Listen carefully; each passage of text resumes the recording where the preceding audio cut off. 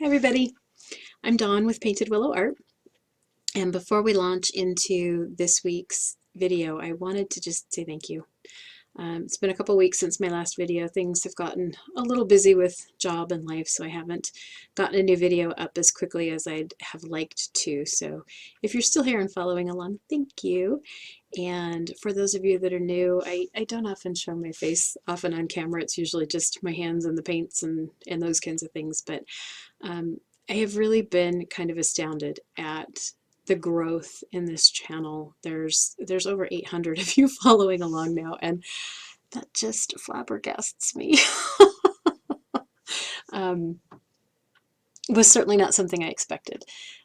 My whole purpose in putting these out there is just to help people have fun with their art, and the fact that so many of you are enjoying the videos and commenting and interacting and following along just absolutely thrills me. So before we launch into this painting, I just wanted to say thank you for being here. I'm happy to have you. Please keep commenting. If you have questions, please ask those in the comments. I do read and respond to every single one of them, and I'm thrilled that you're here and that we're doing something you enjoy. So thank you. With that, on to the painting. All right, we're going to jump into our painting. I don't have a sample for you ahead of time because the idea is in my head. And I know I've done this a couple times. You can see the finished painting on the cover for the video because I will add that in later when I edit. But I kind of think this is part of the fun, and part of what we do on this channel is try to give ourselves permission, I guess, to be creative. And part of that means that sometimes you can sit down with an idea and not necessarily have it all worked out and start creating it and see where it takes you. And that's exactly what we're going to do with this today. This is going to be a cat painting because I've had a lot of people ask for something with whimsical cats. So that's what we're going to do today. I am starting with a piece of acrylic paper like I normally use, and I've mentioned this before. I like the acrylic paper because it's thicker. Certainly regular watercolor paper is fine. Normal watercolor paper is 140 pounds. This is 236, I think. So this is my preference. You're going to start with the paper of your choice. If you're going to use watercolors like I am, it should at least be watercolor paper because that helps with the warping and wrinkling that your paper will do when it gets wet. Most of the design ideas that I show you here, I do use watercolor because that's my medium of choice right now, but there's certainly no reason you couldn't do this with colored pencils, markers, crayons, anything. So if you don't have watercolors, don't let that stop you. Certainly try this with another type of medium to color it in with, okay? My paper I have cut down to 9 by 9. I want to start with a square piece of paper today. You can start with a square of whatever size you like. If you don't want to start with square, I think it would still work with rectangular. It's just going to be a little bit different. The idea I have in my head, I think, will work better square. So what I actually did, my paper was 9 by 12 to start with. I just cut 3 inches off the edge of it, so I have 9 by 9. If you do that, save these little pieces of paper. These come in really handy for either creating something small like maybe a bookmark later on, or doing just little tiny pieces of art. Or I use these a lot of the times when I'm mixing my colors to be a sample page where I can swatch out the colors that I'm blending and see if they're what I want them to be. So if you're cutting pieces of paper off, don't throw these away. Save these little scraps because they'll come in handy later. And I think I'm actually going to do a video on mixing colors to try to take some of the mystery out of that.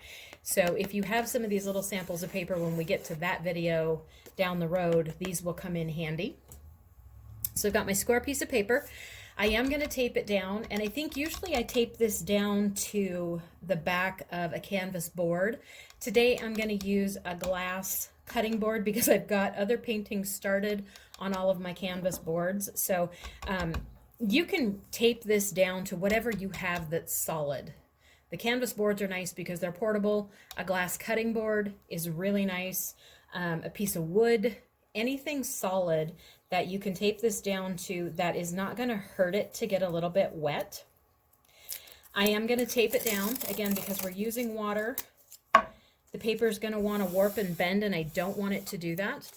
I also like that this creates a nice little border around my painting. So I'm not going to get too carried away on this one and measure out my border. I know that my tape is 1 inch wide. So I'm just taping it down so that the tape covers my paper by about half the width of the tape. So that's going to give me about a 1/2 inch border all the way around.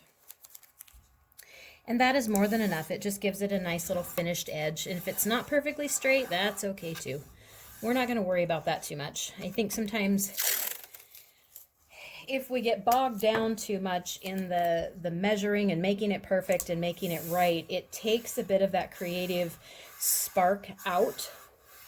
And I know sometimes for me, it will kind of stymie me to the point that I don't even do it. I start thinking about all the prep things I have to do, and I just don't do it. So we're going to make this easy. So I just overlapped my tape onto the paper by about half the width of the tape. I know that's going to give me about a 1/2 inch border. And if it's not perfectly straight, I don't really care. You're going to start, I started, like I said, with a 9x9 piece of paper. You start with whatever size you're comfortable with. If you like to paint bigger, maybe you want a bigger square. If you like to paint and draw smaller, maybe you want to go with like an 8x8 or a 6x6. So you pick a square size that's comfortable for you. I don't like to do really, really tiny for something like this. And I want you guys to be able to see it on camera. So 9x9, I think, works for me.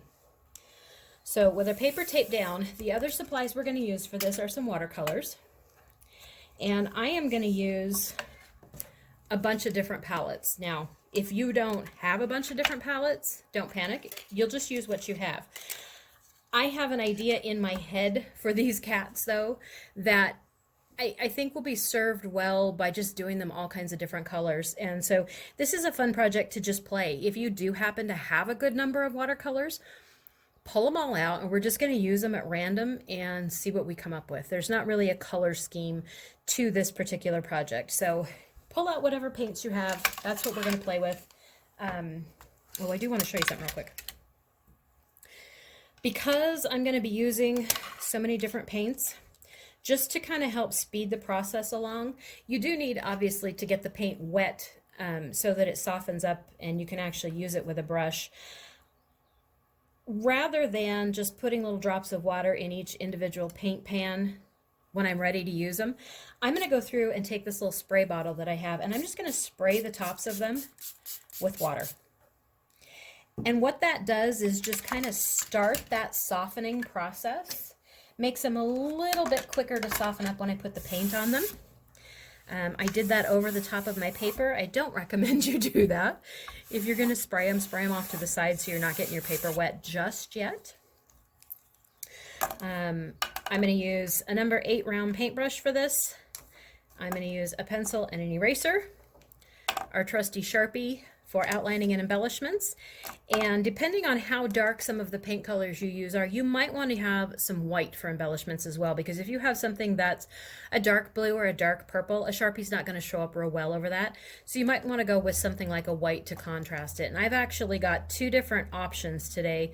The Uniball Signo is my favorite white pen, but I haven't used this pen in a while, and it's starting to get a little low on ink. White pens can be a little bit finicky, so this one might have dried up. I'm not sure yet. In case it has, I've got a white Posca paint pen. I like those for doing white embellishments as well. So those are our main supplies. I've got a couple of jars of water off to the side, and we will get started. Now, my idea for this is that we're going to do whimsical cats around the edge, all stemming from a central circle in the middle. So I need something to draw my circle with in the middle. How big you choose to make your circle depends on how big you want your cats. So your cats are going to run from the edge of this circle to the edge of your paper. So on this one, my cats are going to be a couple of inches tall on the sides, a little bit longer in the corner. And I think that's probably going to be a good size. So if you want to find you something to draw a circle with, just kind of eyeball it on your paper and see if that looks like it's going to make a big enough space for your cats. If you want to hand draw your circle and freehand it, you're certainly welcome to do that as well. This, I think, just takes a little bit of the, oh, it's not perfectly round out of it. There is nothing wrong with tracing. So I traced my circle, and I don't know if you can see it very well. I might have to make that a little darker for you guys. I traced my circle around that tape. You can use a jar, a lid, a bowl, whatever you have that ends up being the right size for your circle. When you trace around yours, I would say do it fairly lightly, because we're going to be drawing parts of the cats over this circle, and we don't want this to show through when we paint later on. We are going to erase a little bit before we start. Now, I've done mine fairly dark so that you can see it on camera, but when you're doing your drawings, I would recommend that you do them fairly lightly. Now, what we're going to do with this is all of our cats' ears are going to be pointing towards the center, and all of their bodies are going to come down this way. And they're going to be kind of a little lumpy or unshapely, maybe. So first thing I'm going to do for the first cat is start with its ears crossing this line. And I want half the ear to be above and half the ear to be below. So I'm just going to start with like kind of little rounded off triangles. And just put them a little ways apart, whatever looks reasonable for the ear distance. Like I said, we're not getting caught up in perfection and measuring, right? So that's going to be the ears for my first cat. His head is just going to be like a little half circle in between those ears.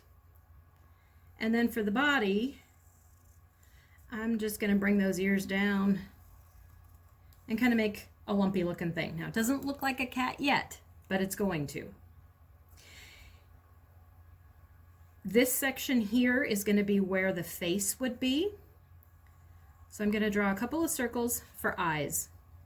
We're not going to worry about finishing the eyes up right at the moment. I'm just saving the places for them, so when we paint, we'll paint around those eyes. Now, you're going to want to come back and erase where you can see the line through the ears. And I'm sorry if this is wiggling the camera. My whole table wiggles when I do that. Ultimately, we're going to get rid of that whole circle. It's just a placeholder for us to draw around. Now for my next cat, I don't want them all to be exactly the same height.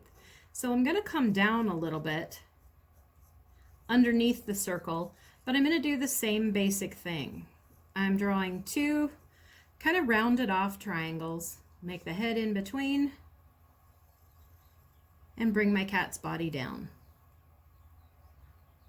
And we're going to alter the size and shape of these cats' bodies so that they're not all exactly the same.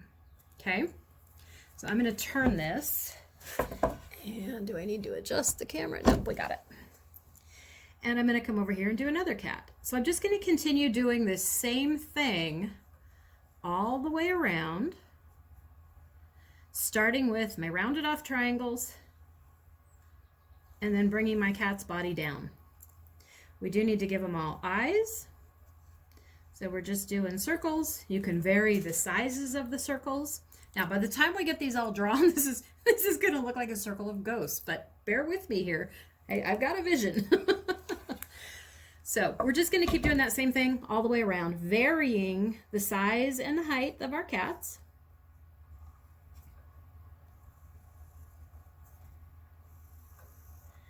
If you want to make some of them skinnier, put them closer together.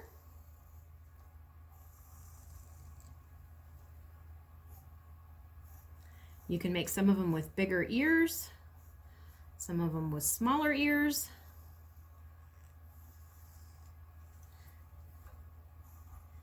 Give them their eyeballs.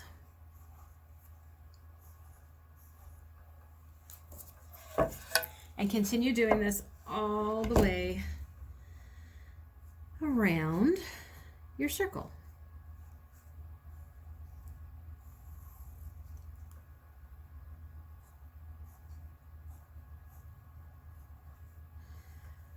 Doesn't matter how many you end up with. big they are, how small they are. We're just kind of messing around.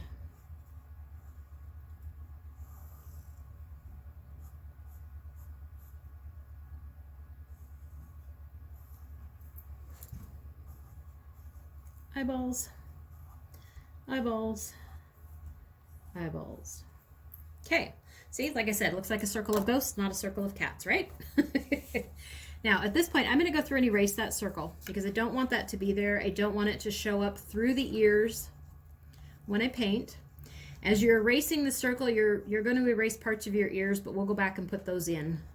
So just go ahead and erase that circle once you've got all your cats drawn in.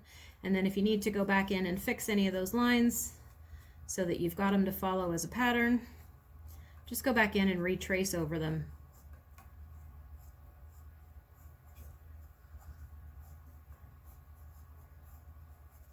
So you've got them there to follow still.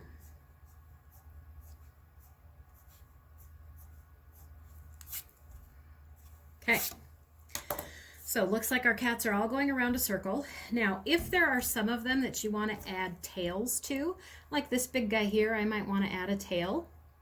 I'm just going to come off to the side and kind of make a curly cue and then round it off and draw it back on itself.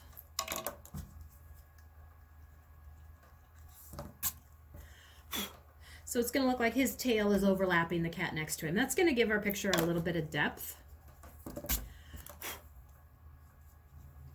And just pick a few here and there and do that. Maybe I want to do the same thing on this one. So I'm just coming off of this cat, going to draw a little curly cue.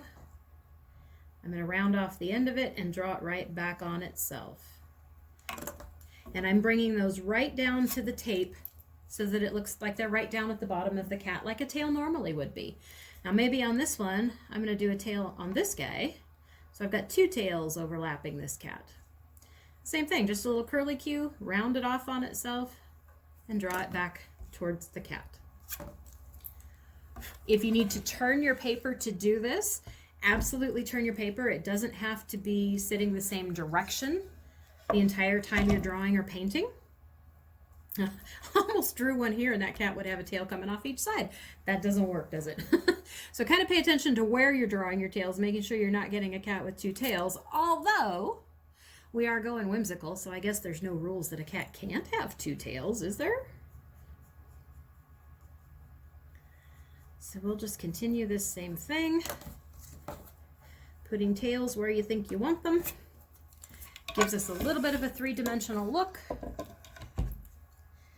And let's see, I think I'm going to give this guy, and you can make these tails as long or as short as you want them.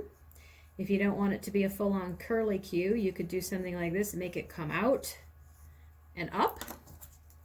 Give it a little bit of a different shape. You get to play around with these and decide what your tails look like. So this is part of the experimenting and playing around. Just because I show you one way to do it doesn't mean you can't take creative license and do it a different way. Make it a little longer, make it a little shorter. So there we go. We've got all of our cats. Some of our cats have tails. They look like they're overlapping the other cats, so that's part of what gives us a little bit of depth. Now, if you want to, like areas like this one where they look like they kind of come down and are just touching each other, you can erase that line and kind of extend it a little bit for one and make the other one butt up against it so that it looks like that cat is sitting in front of that other one. So if you've got spots you want to do that with, just erase the line between the two, bring one of them over a little more and butt the other one up right against it instead of making them run down smoothly into each other. Again, all that's going to do is just give us a little bit of depth.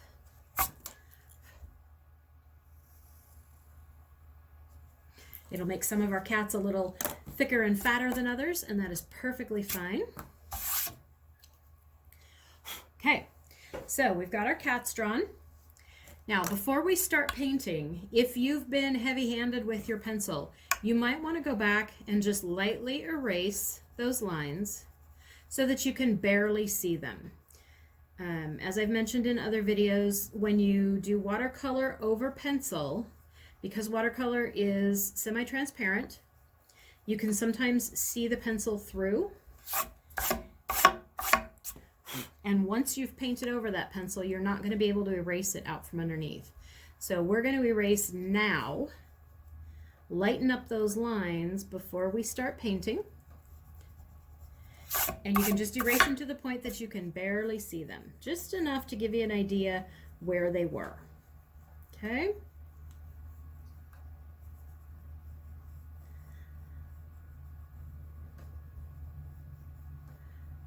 Trying to do this without wiggling the table and the camera too much so I don't make y'all seasick.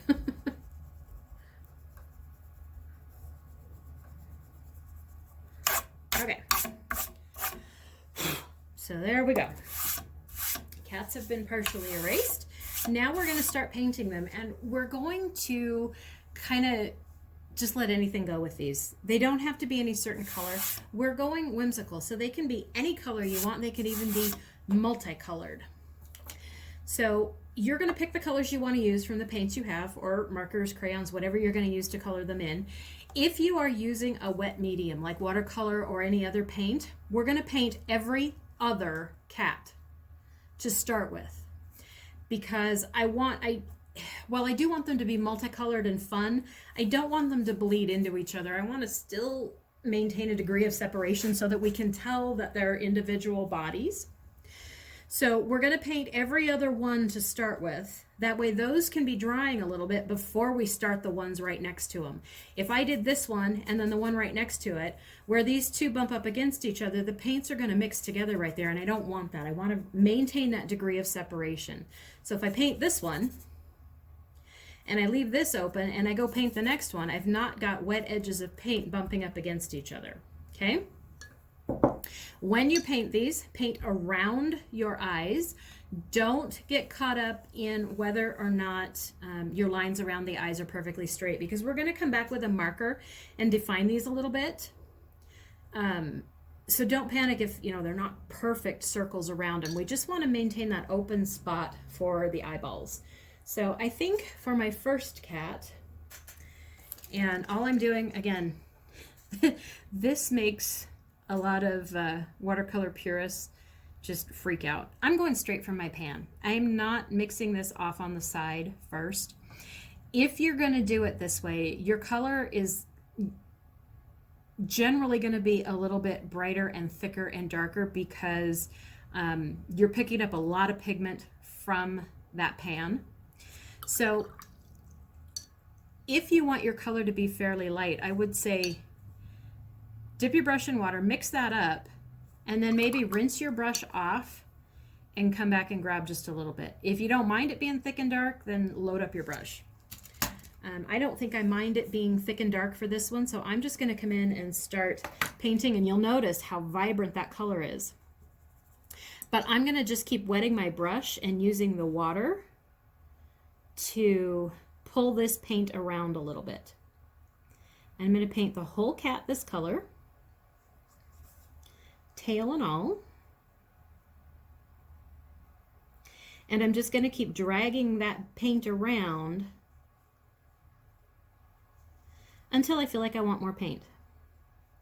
If the color's starting to get washed out a bit and I want to keep it brighter, then I'm just going to go back and dip in that orange again and come back with some more. And use the water on my brush to drag it around. Painting around my eyeballs.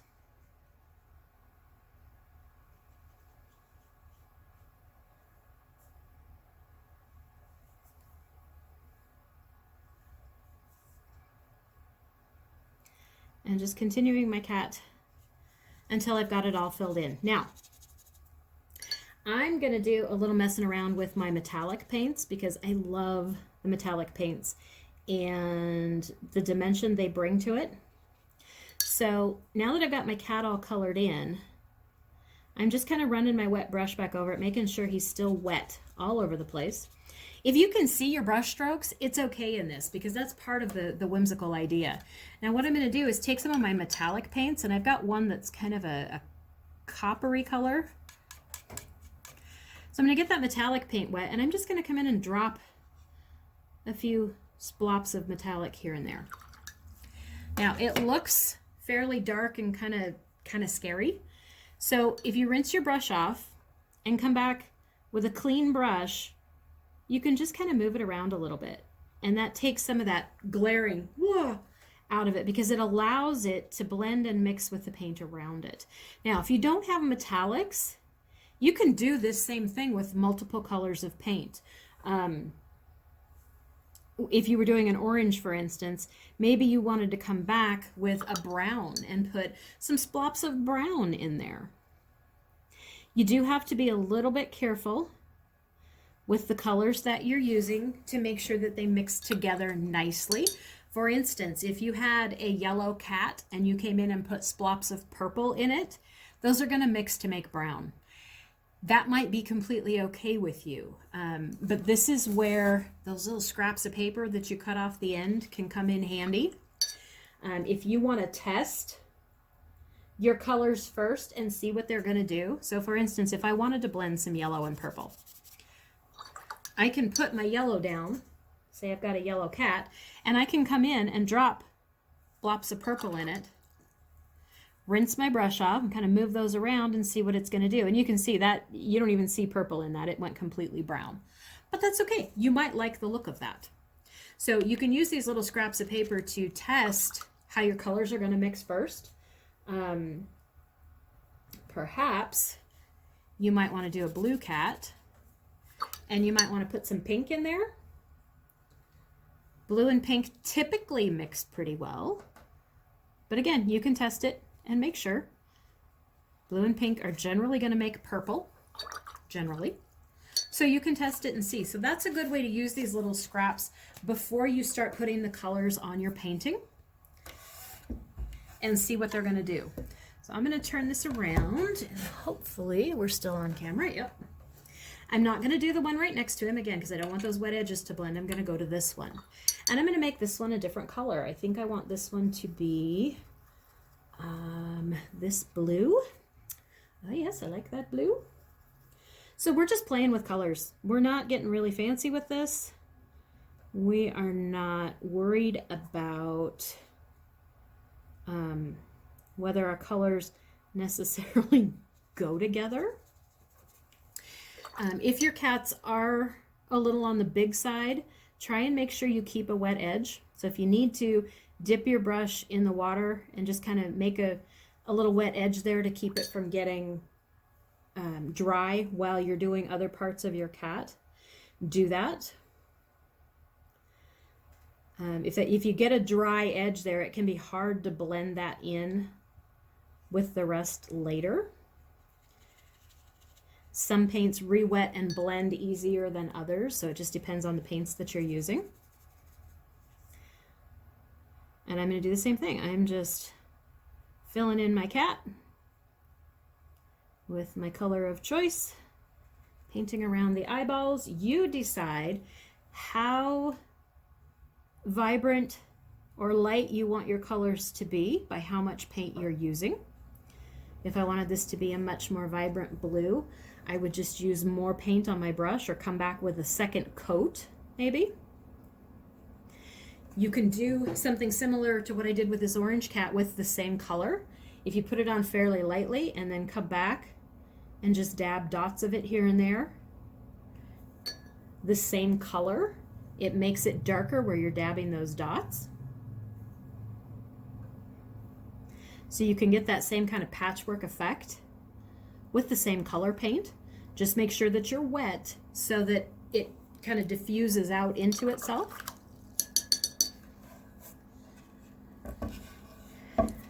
So again, I'm going to leave the one next to it and I'm going to come to this one. And I think this one I'm going to do in a, what color? I think I'm going to do a green for this one. Yep, this one. Sometimes deciding the colors is the hardest part. So I'm going to make this little guy green.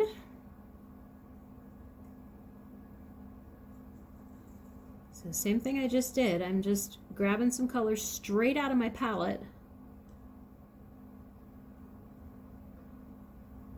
Put it on the paper and then use the water to drag it around.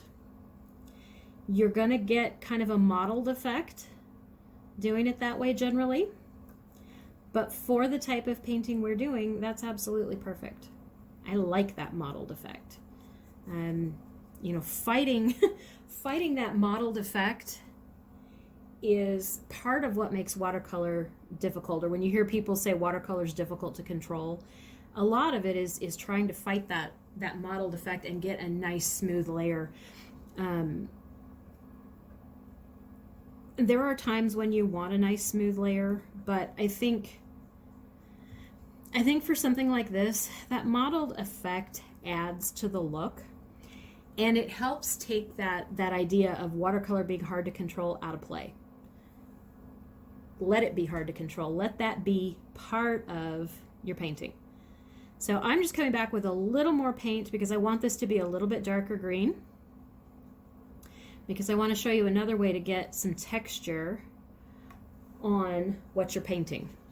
So I've just come back with a second coat to make it a little bit darker.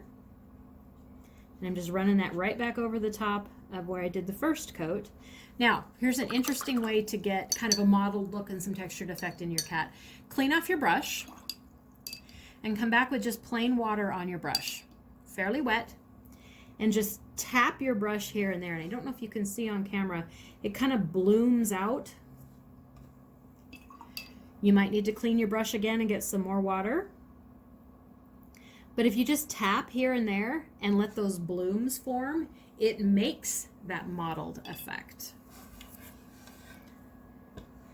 Okay, I'm going to turn us and do not the one right next to him, but the one in between, or the one over. This guy's tail was longer.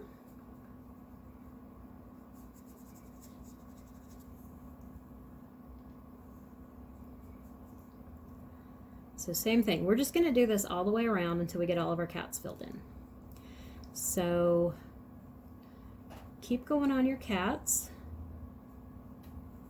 If you're not painting at the same speed that I am and you want to pause the video until you get your first segment of every other cat filled in, go ahead and pause the video at this point so that you can paint at your own pace. You don't have to paint at the same speed that I am. You might be painting faster than me, which is fine too. If that's the case, get after it. I think with my yellow cat, I am going to come back and put some metallics in this guy too. So my metallics, just like I do with my others, I'm just coming straight from my palette. And I'm going to dot in some metallics here and there. And that's just going to give my cat a little bit of character. Once I've dotted those in, I'm going to come back with a clean wet brush and just kind of smush them around a little bit and make sure that they're mixing with the colors next to them and they're not staying hard lines, because I want them to be kind of soft. If you like the look of them hard lined, certainly leave them like that. There's nothing wrong with that. I just happen to want mine to mix in a little bit. So there we go.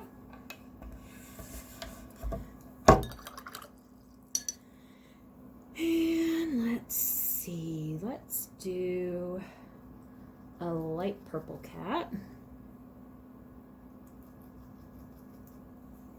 for this guy. So again, I've not really got a color palette in mind. I'm using all the paints that I have, and I'm just grabbing the colors that look like fun at the moment. For some paintings, it's nice to have a color scheme going in. Sometimes it's fun to just play with your paints. And something like this is also a good exercise for doing just that, particularly if you have different brands of paints, or some of them are commercially produced and some of them are handmade. In different paints, make them all function differently. They all paint differently. The values are different, meaning the lightness or darkness of it. So it's always a good idea to play with your paints before you sit down to do, anything that you would consider serious, so that you know how your paints work. And more importantly, something like this where I'm going back and putting like some metallics in, how they work together.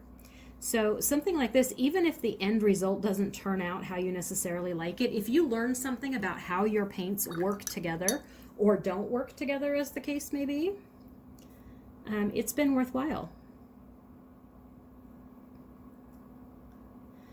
So much like I did with the metallics, I'm coming back on my purple cat, and I've just got a darker purple is all. So I'm coming back and dotting that darker purple here and there, and then coming back with just a clean wet brush and moving it around. And you decide how much of that highlight color you want or don't want in your painting.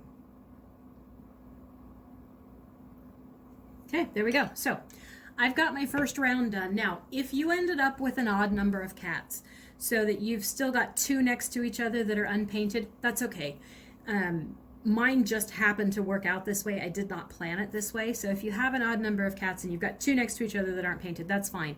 At this point in the game, I want us to go hit this with a blow dryer, or if you don't have a blow dryer or a heat gun, something like that, set it aside for 15-20 minutes and let it dry, and then come back to it. That way we can make sure these guys are dry before we start painting in next to them. So I'm going to pause the video and go hit mine with a blow dryer, and then I will be back. So do the same with yours. Pause here, blow it dry, or set it aside and let it dry for 15-20 minutes and then come back, okay? Okay, I'm back and mine are dry. I want to show you some things on this before I set it down, so I'm going to hold it up close here for a minute. The green cat, or at least my green cat, where we put the little splops of water in it from just having clean water on the paintbrush, and I told you it makes blooms. You can see what that looks like on him, what the end result is from doing that. So that gives him some texture and makes him look, kind of mottled in color. Now, you'll notice it did bleed over onto the cat next to it. I'll talk about fixing that when I get to that one. Same thing on the blue cat. I got a little bit out of the lines here. Now this didn't go onto the cat next to it, it just went onto the white space, so I will show you also how to fix that in a moment. And look at my orange cat. The metallic that I used on that cat it's what's called a color shifting metallic, so it's actually got at least two different pigments in it. It went on looking fairly brown, and when the light's just right, it does still look brown, but when you get the light right on it, you can see there's actually purple in it too. So metallics can be fun. All right, so we've got our first round of cats done. They're starting to look more like cats because the tails are defined. They look less like ghosts. We're going to go through now and do the exact same thing, painting the cats in between. So I'm going to speed up the video for this part because you've got the basic idea. We'll just go paint the in-between guys, get them dry, and then we'll come back and talk about how to fix some of these things. Actually, this one where the green guy ran over onto the cat next to him, I think I'm just going to make that cat a fairly dark color, and it will cover that little bit of green with no problem. We'll still come back how to address this one on the white towards the end, okay? So I'm going to speed up the video, paint my in-between cats. You do the same thing, then go dry them with the blow dryer, or set them and let them dry, and we'll come back when everybody's dry, all the cats are painted in, okay?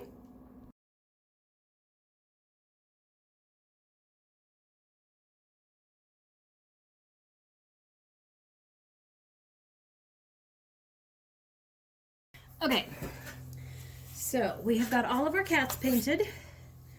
You didn't see me spill water off camera, and I've got water all over my table now, so let's hope I don't stick my arm in it and mess what I just did. Cats are dry, everybody's painted. So all we did to this point was just paint each cat in, maybe dropped in some different colors here and there to give them kind of a calico mottled cat look. We did every other one so that we could then dry those before we did the ones next to them, so we maintained this hard edge between them and the colors didn't run together. Then we came back and painted the ones we didn't paint the first time, dried them. So everybody's dry right now. It's important that they be dry for this point going forward because we're going to come in with the markers and add some embellishments to them, put their eyes in, make them stop looking like ghosts. And it's funny because when I got the first section of cats done, they were starting to look like cats. Now that I've got them all painted again, we're back to looking like random ghosts. But the eyes are going to change that completely. It's always interesting to me how one component of a painting can completely change the way it looks. And generally, if you've got some kind of creature, be it person, animal, whatever, it's the eyes that do that. So I think you'll be surprised when we do that. I am still going to come back and teach you how to fix that little blue splop, but we'll do that at the tail end. Now, at this point, before I do anything else, I like to go through and look between my cats and just see if I can still see any of that circle, or if there's any pencil that doesn't look like it's going to get covered up, and go in and erase those just to get them out of the way. If you're erasing right next to your paint, be a little bit careful because the eraser can pick up the watercolor, but if you do it lightly, you should be okay. Hopefully, because we erased the majority of this the first time, there may just be some little straggler lines, but nothing terribly dark and hard to get rid of. So I'll go through and just run the eraser over that one more time to get rid of all the straggling pencil. Now I'm going to come back with my Sharpie. We are not going to paint over this, so if you don't have a Sharpie, any black pen will work to do this. And I'm going to outline each of the cats. So I'm just going to run down each line in between and give each of my cats an outline. So if you've got anywhere where you had maybe some paint splotches that went outside the lines, some of that you can cover up with this outline process. There might also be some spots between your cats where the colors they didn't, merge like they would have if they were wet, but maybe you got them overlapped a little bit. That will usually cover with the pen as well. So you get some nice definition with them. And I'm also going to go in and outline my eyes. So again, if your eyes weren't completely even, you can even some of that up with the outline. So I'm going to speed the video up again because you don't need to watch me do the whole thing. We're going to do that same thing for every cat. Just outline each of them and outline their eyes, and then we'll come back and do some more, okay?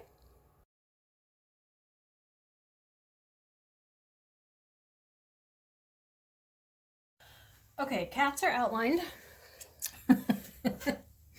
And I stood up and stood back for a minute and took a look, and we still look like we have ghosts. Or a little kitty demon army or something. But bear with me, we're getting there. I went ahead and did one to show you the eyes make all the difference. So with everybody outlined now, we're going to go through and do the next step, which is to color in the eyes, give it a little face, and make some marks in the ears.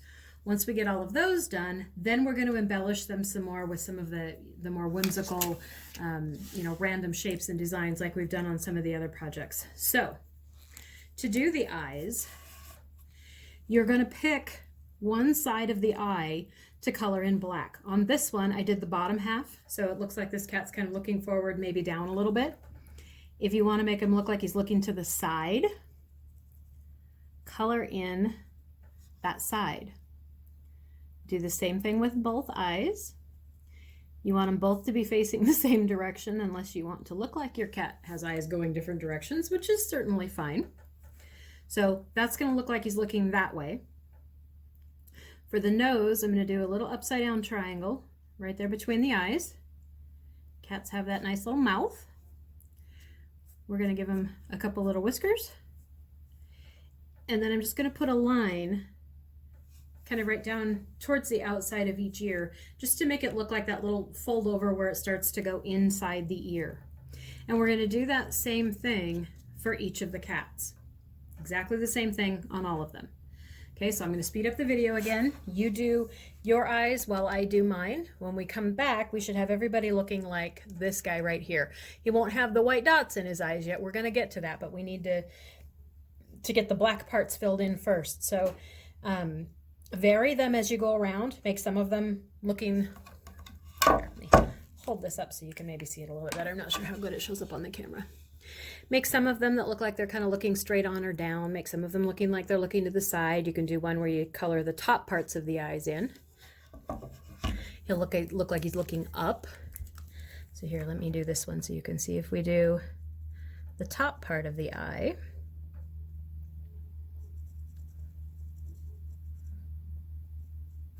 he's going to kind of look like he's looking up.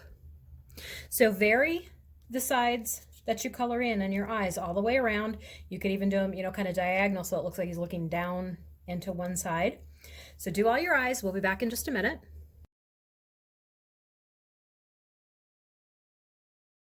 Okay, we're back. Eyes are filled in with the dark spots. We've got noses and whiskers, hopefully. When you're doing your whiskers, you can make them as long or as short as you want to. You know, when you get them done, if you feel like they need to be a little bit longer, just go back over them and make them a little bit longer.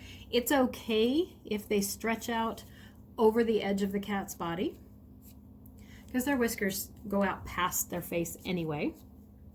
So once you get them all done, kind of step back and take a look at it. If there's any you want to make longer, just go back over them and make them a little bit longer. Nothing wrong with that. Now, with your white pen, whether it's a white pen like this, and I did try it while I was doing the hyperlapse, and my pen is dried up, so whether it's a white pen like that, whether it's a paint pen, or you could even do the same thing with a white colored pencil if you have one. We're going to take and just make dots in the eyes, and the dots are going to go the direction they're looking. So where this guy's looking up, his dots going to kind of go towards the top. Where this guy's looking either down or straight, that dot's going to go down towards the bottom. So you're going to put the dots kind of the direction that they're looking. And they don't need to be super huge dots, just enough to give a little contrast with that black. So this guy's looking that direction, so I'm going to put the dots towards that side of the eye. And I'm going to do that same thing all the way around for each of my cats. And hopefully by this point in the game, you can see that the eyes make all the difference. We have now gone, at least in my opinion, from an army of little demons to cats. Although some of you might think your cats are an army of little demons. We've got cats. So at this point in the game, you know, we're essentially done with the structure. So we're going to go back in and embellish these up. I forgot to put ears on that guy. And embellish these up by doing the same type of whimsical things that we've done in all of the other paintings. We're going to use random shapes, lines, squiggles, dots to give these guys, some character. So for instance, on my red cat here, I might want to put some polka dots on this guy. So I'm just going to go through with my black pen and put some polka dots all over the place. Different sizes and randomly. We want to try and not have it be uniform and all the same dot, same size dots, or in a discernible pattern. That's the idea of whimsical, is that it's not structured. So maybe I'm going to call it good with my dots on my cat right there. Maybe that's good enough. Maybe on my yellow guy, I want to add some eyebrows. So I'm just going to do some little swipe shapes over the top of his eyes. And maybe on him, I want to make it look like there's a little hair going up into his ear. So I'm just doing a little zigzag right there at the base of his ear to give his ear a little bit more character. If you want to do that on all your cats, you certainly could. And maybe on this little guy, I'm going to give him some stripes. But I'm going to give him different width stripes. So like I'm going to do that one and come back and color that one all the way in.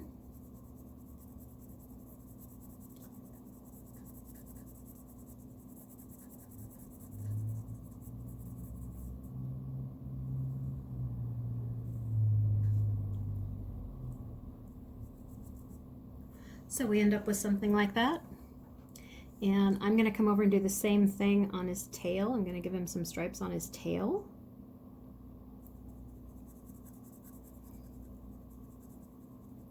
Again, varying the width and the distance between my stripes.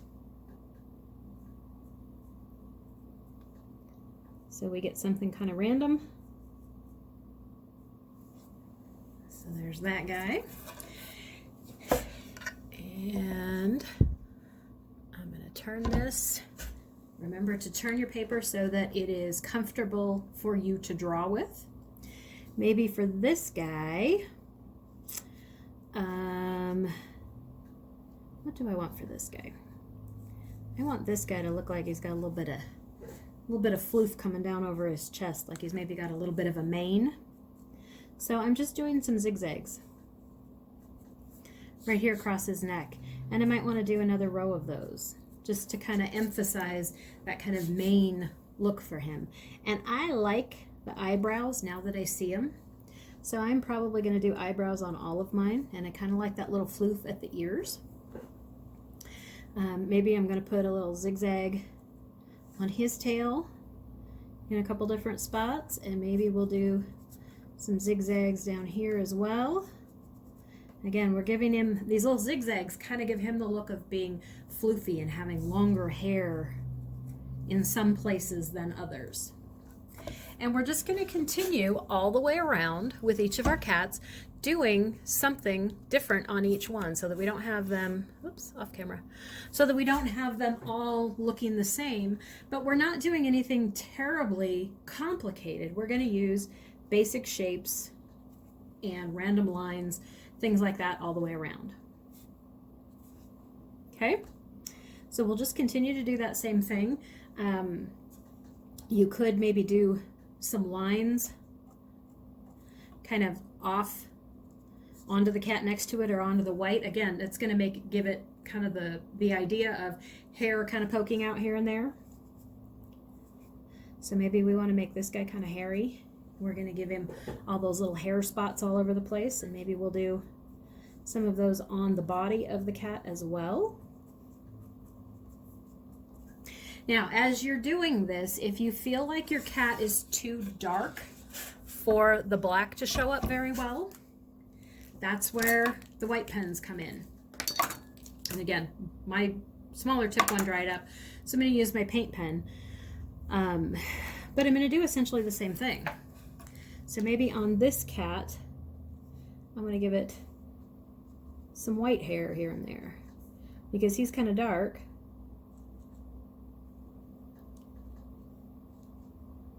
So I'm just giving him little squiggly hairs all over the place. Right?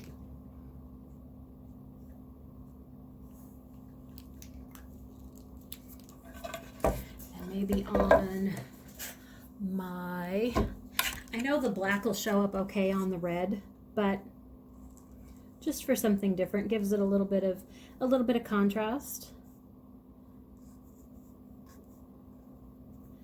Maybe I will do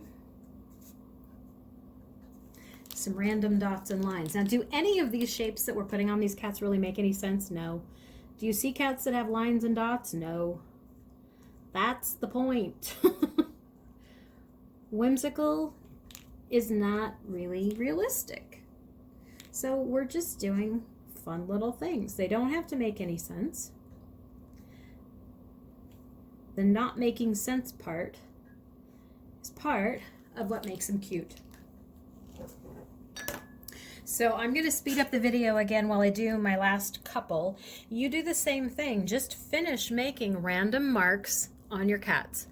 Dots, lines, zigzags, squiggles, whatever you think you like. So do that on all of your cats, and then we'll come back and talk about how to fix this little guy because I still haven't fixed that blue splop over there, but I am going to show you how to fix that, okay?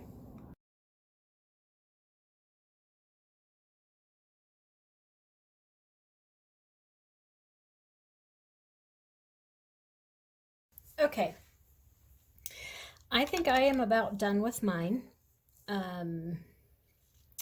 If you're not done with yours yet, it's okay. You don't have to sit and finish all this embellishment all at one time. If you're not sure what you want to draw on your cats, there's a couple things I usually tell people to help you get to a point you know what embellishments you're going to put. First one is just start drawing something, lines or shapes.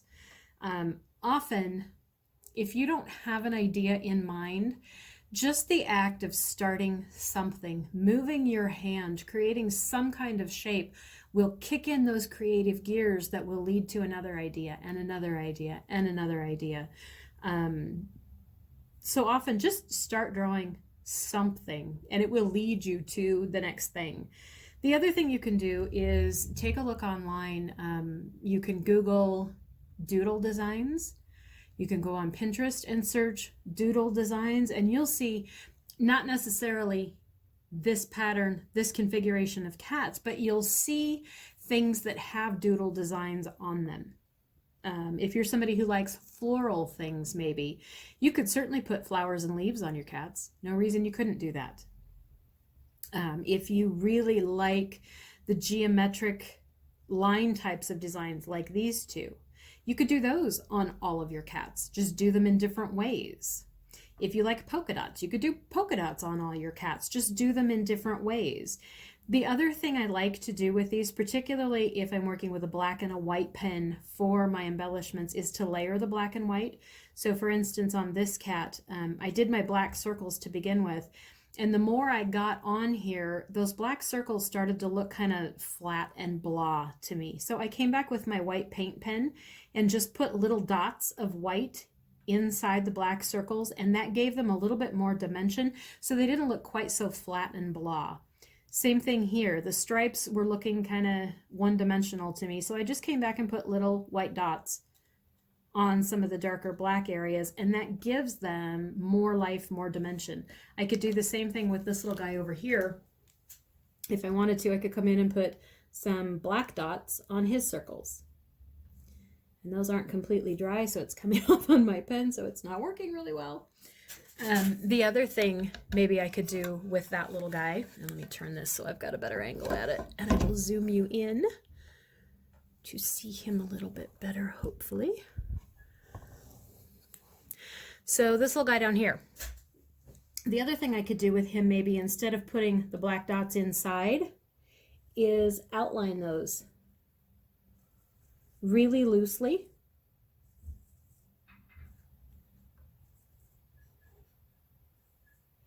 Everywhere there's a dot, just go around it a couple of times really loosely with your pen so you get real loose outlines. And now that has gone from something that was kind of to something that looks almost like a red bandana pattern. So, whoop, sorry, camera fail.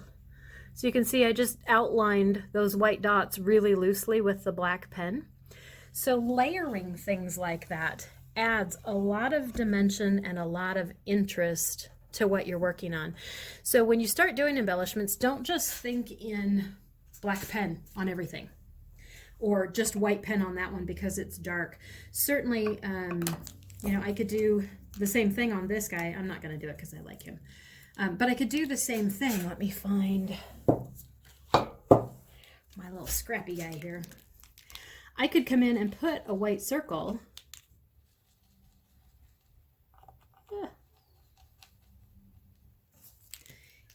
And then I could come back with the black pen and put the dots inside, much like I did here. So you could do them either way, but think about layering your colors that way. If you're going to do some black embellishments, where could you put white on top? Or if you do some white embellishments, where could you put black on top? Or where could you outline some of those shapes with the other color? Every time you do that, it just adds more interest and more dimension to what you're doing. I wasn't real happy with the design on that guy, with just the lines and the dots, but adding that black around it made all the difference, completely changed what I think of that guy. And I'm actually thinking I might do the same thing on this one now. So I'm going to come in and just really loosely outline those circles. So even when you think you're done with this, take a step back from it, set it a couple feet away from you, take a look at it, and see, are there spots that look flat or not done? If there are, try to think of ways you can add some more to that. Now you'll notice I did not do these two guys. I left those alone because it contrasts with all the busy around them. And I liked the design on those two. This is the one that I did just the drops of water on while it was wet. And so it's got the blooms of color. I kind of like those, so I'm going to leave that one alone. This guy has quite a bit of metallic on it, so when the light hits it, almost its whole body kind of shimmers and glows. So I'm going to leave that one alone too. There's no reason you can't do most of them and leave one undone here and there. It's not going to take away from the drawing. It's not going to look undone. It just looks like a different layer to the painting. Okay, so as with everything, I'm not sure this is done yet. I may continue to embellish this a little bit more before I finish the video. Certainly you can do the same thing. Like I said, set it a couple of feet away from you, take a look at it and see if there's areas that are drawing your eyes screaming, I need more. And do something additional to those. This guy over here is kind of bothering me a little bit, so I'm probably going to do something to him. I'm just not sure yet what. There's no harm in setting it aside and looking at it for a few hours, a few days, a week, whatever, until an idea comes to you. Another interesting way to do that is to take a picture of it with your phone and then look at it on your phone. It's always interesting to me how different it looks when I'm sitting here looking at it like this versus what it looks like when I take a picture of it. So that's another way you can kind of get a different perspective on your drawing. Take a picture on your phone and then look at it. Now what areas are drawing your eyes screaming that they need something else or they're not quite done? And go back and work on those a little bit. So you can kind of continue to play with this and mess with this and embellish it over time. It doesn't have to be a sit down and be done with it. I often have 5 or 6 things going at one time because I'm not sure this is done. So I'm just going to set it up against the wall and look at it for a few days while I work on something else. And then same thing, I'm not sure that one's done. So, you know, I'll set them up and have them sitting all along the wall where I can look at them and say, okay, now I have an idea for this one. And I'll come back to finish this one while I'm still looking at the ones that are, you know, leaning up against the wall. Certainly this is just a jumping off point as well. We did them in a circle because that was the idea that was in my mind. There's no reason you couldn't take this same concept and do just one big cat on your page with all the embellishments. It doesn't have to have a shape. We kind of did the rabbit a couple of videos ago that didn't really have a defined rabbit shape either. It was kind of nebulous like this. So there's no reason you couldn't do one whole great big cat and just embellish the heck out of that one cat. You could start them at the bottom and stack them on top of each other. Do rows of cats. You could do one big one in the middle and then put a couple smaller ones around it. You could do a grid, maybe divide your paper in like 6 or 9 squares and do one cat in each square. All kinds of different ideas from here. This is just a jumping off point showing you a general idea. Now you guys can take it and run with it. And like I said, this kind of project is also a good one to do to just play with your paints and figure out how your paints work together or don't work together as the case may be. Before we're done, I do need to show you how to fix this little spot over here. Now, the idea of learning how your paints work. Sometimes with watercolor, you can re-wet a spot and pick that paint back up. So what I'm going to do is come in with a very clean wet brush. And I'm going to put just a little bit of water right there, not too much. I'm going to dab the rest of it off. And I'm just going to kind of scrub my brush back and forth, getting that wet. Now, this paint picks up okay. So I don't know, maybe you could see that. Maybe I'll zoom in on that for you. As I'm running my brush back and forth across that paint is getting lighter and lighter. As it gets lighter, I just want to dab it with a paper towel or something like that. You don't want to swipe because if you've gotten a little bit of water anywhere else, you're going to pick up paint there too. So I'm just rubbing real small circles right across where that blue paint was. And I'm going to dab it every now and then to pick up that paint. Now, for the most part, that did it with that blue paint. You really can't see it on camera. Standing here looking at the real thing, I can see just a little bit there, but not a lot. So that picked up most of it. Some paints do that better than others. So that's why I say getting to know your paint. It's sometimes a good exercise to do just that. Paint some colors here and there on a scrap piece of paper, right? And then go back, get your clean your brush off, get it wet, and scrub it back and forth across that paint. Dab it now and then, and see how it picks up. This red does not do that well. And I know that because I've tried it. This purple does not do that well. Again, I know it because I've tried it. So those are good types of things to do with your paint. You don't even necessarily have to have a design in mind. Just do it on a scrap piece of paper and see how your paints lift. Now, this one, I can still see just a little bit of blue there. If you had a paint that didn't lift really well, you tried that and got as much as you could up, but you can still see it, the magic of a white paint pen. If you're working on a white piece of paper, just gonna have that white paint pen and really lightly go right over the top. Don't scrub too hard on it, because if there's still a little bit of pigment there, it's gonna kind of pick up and bleed through. But you can just go right over that with a white paint pen and it just disappears completely. If you're working on a black piece of paper, you could do that same thing with a black pen. So, tricks to hiding things, because we all do this. I don't care how long somebody's been making art. At some point in the game, you're going to have an oops. You're going to go outside the line, you're going to drop. I'm notorious for my brush being too wet and dropping a little splop of paint right in the middle of what I'm doing that is not the color I wanted there. So knowing that you can go back and kind of scrub that up a bit. If I had dropped that blob of paint, say right in the middle of this cat, maybe I dropped a purple here, and I didn't want the purple blob on my blue cat, I can come back with that wet paintbrush, scrub over it, take off some of that purple as much as I can without destroying my paper, let it dry, and then come back over the top with the blue. And more often than not, by doing that, you've at least made it light enough that it doesn't become an issue for what's going over the top of it.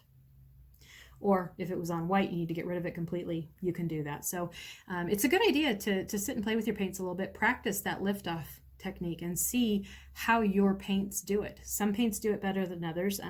Metallics don't do it really well because the mica that's in the paint, and I know you can't see this on camera, but where I put the metallics on a couple of these and then put my hand in it while I was drawing, I've now got little metal flakes, mica flakes, all over the white, which is perfectly fine. You really can't see them, but for that reason, because that mica pigment tends to stick to things, often trying to do that lift-off technique with a metallic paint doesn't work quite as well.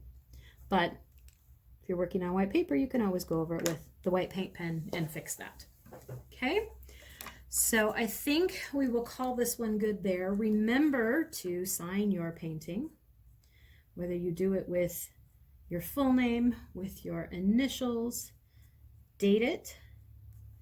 Again, because it's fun to look back as you practice and your skills get better and better, to look back at where you started and see the progress that you've made. You know, from here, what would you do with something like this? Well, you could just put it in the closet and be done with it if you didn't like how it turned out. I think even if you didn't like how it turned out, it still has value, because maybe you learned some things about your supplies along the way. At the very least, you practiced skills, and inherently that will benefit you. Something like this, if you did like how it turned out, you could take it and frame it. I don't know about my people that are overseas. I know we've got some people from the UK, we've got some people from Germany and Australia. I don't know what sizes you have square frames in there,